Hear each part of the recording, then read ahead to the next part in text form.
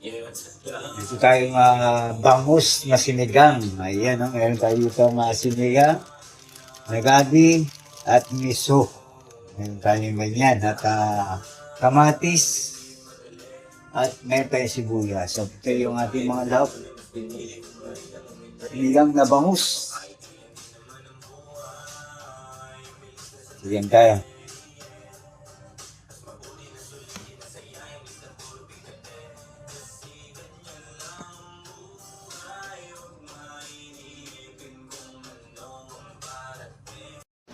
Amigo, amiga, gagawa tayo ng tuna panga. Ayun, tuna panga barbecue. Ayan, nakamarinate na siya. Yan yung ating panga ng tuna. Meron dito tayong bangus. Yan, ihaw din natin yan. Nakamarinate na rin yung ating bangus. Yan yung ating tuna panga. Puro inihaw yan. At meron tayo ditong sinigang na bangus sa miso. Yan ang ating tanghalian ngayon, mga amigo at amiga. Kain tayo at kain lang. Nag-enjoy lang kami ni amiga.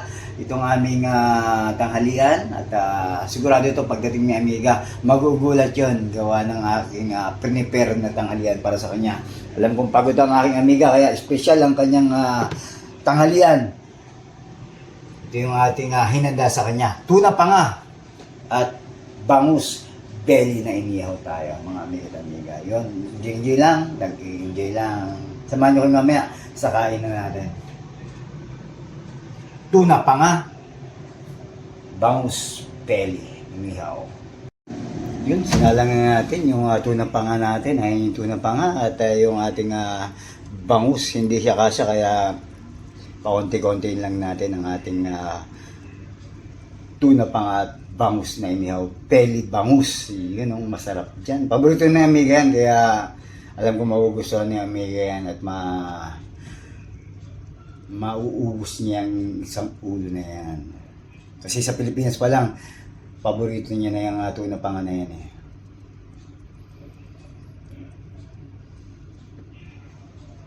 Ulo yan, pero pinasama ko kay brother, sabi ko laki-lakihan ng hiwa, kaya itong ating belly naman, ito yung paborito ko, yung belly. Kaya yung ating kanin sigurado luto na. Yan na yung ating kanin at iniintay lang natin si amiga at maluto to. Ingat po at nag-i-enjoy lang dito sa ating buhay Kuwait, buhay OFW. Pag may time,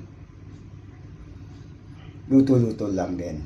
Kasi si amiga ang kadalasan nagluluto eh. Ako kasi pag ito lang mga luto ko, mga mabilisan, mga air fryer lang. Ito na ang ating tuna panga at ang ating bangus belly. At yan, dyan na rin si amiga at kain tayo mga amiga at amiga. At dito na rin ang ating bangus belly na sinigang sa miso.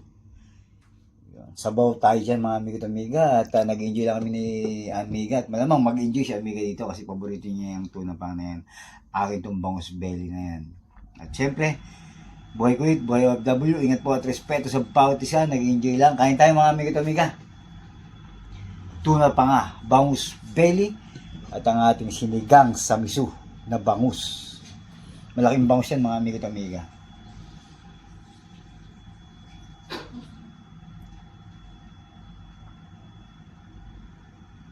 Yan amiga, ano bang masasabi mo dyan sa ating ginawang espesyal na tuna panga at bangus belly inihaw? Ayos ba yung aking pagmamarinate? Nabigla ka ba? Sarap. Na-surprise ka? Surprise ako. Meron akong tuna pa nga. Meron kang tuna pa nga at ang ating bangus belly. Kain tayo mga amigo at amiga. Nakakon lang tayo dito sa ating buhay Kuwait, buhay OFW. Lasang barbecue. Lasang barbecue. Siyempre, barbecue. Minarinate ka yan. Kaya pala lasang barbecue. Kaya lasang barbecue yan.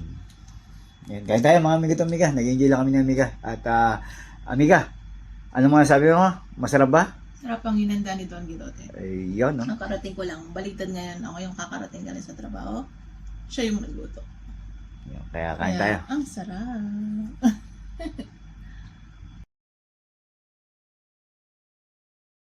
Yun, tapos na kami na amiga. At ang sarap ng miso natin. Ulitin nga natin ulit. Kita nyo natin sa bangus belly natin at sa wala nga natira sa ating tuna panga. Ito na, sasayarin natin to. Ayan, no? Kaya na, konto. Nasa nung, ano masabi mo, amiga, habang nagbibideo ka? Sinasagad ko to. Malasa. Sabihin mo kasi nagluto, baka hindi mo wala. Quality. Ang luto ni Don Guidote. Tapos sausaw mo siya sa toyo na may bawang sibuyas at lemon. Kitang-kita niya naman kay Don Guidote. Oh. Said na said natin na. to, sinasagad natin yun. Siyempre. Kaya gaya Yung paborito naman, natin lagi ko eh. sinasabi Yun sa lang. kanya, nagre-reklamo yung pusa. Tapos lagay natin dito sa pinakasos. Nalala ko tuloy yung aking pinagtrabahoan dati sa Abdong. Ito yung parang timtadan nila eh. Medyo manimis-namis na masarap-sarap. At sobrang sarap. Yung Australian restaurant yun. Amigo't amiga. Sagad to the tinik ba to? Sagad to the bones.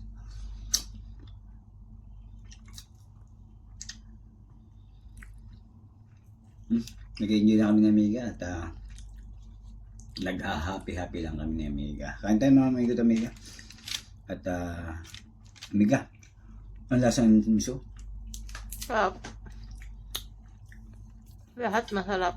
Okay. Yun. Yung gusto, alam ko magugustuhan ni Amiga to kasi nga mahilig yan sa, dati pa, laging pag nagkikwento sa kanya, tuna pa nga sa Pilipinas. Ba't papabuhin pa ng Pilipinas? Pwede naman dito.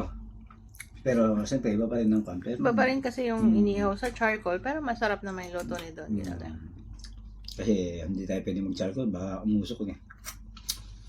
Umusok ang pit ng... Iba kasi ang binibigay na smoky flavor ng charcoal. Yun, siyempre. Sige na, paalam ko na, Amiga. At sasagaling ko lang to. Ingat po at enjoy. Ito lang ang sinasagad ko, hindi yung gayet ko. Kasi hanggat maaari,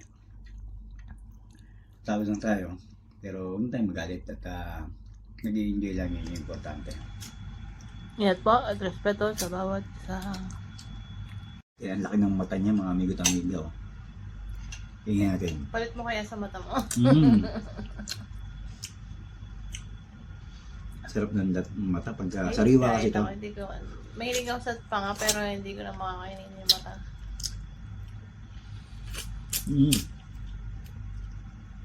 Sumabog sa bibig ko. Sarap.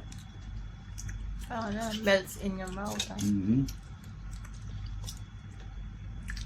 Pakainin na ako ng chocolate sa mata, parang pipiliin ko ngayon yung mata. Yun naman ang pinakahilig ko, chocolate, kailangan ko yan. Pero pagka ganitong mata na ganito kasarap, pwede natin ipagpalit. Sige na, binatay lang namin ni Amiga itong ating sa Iran portion.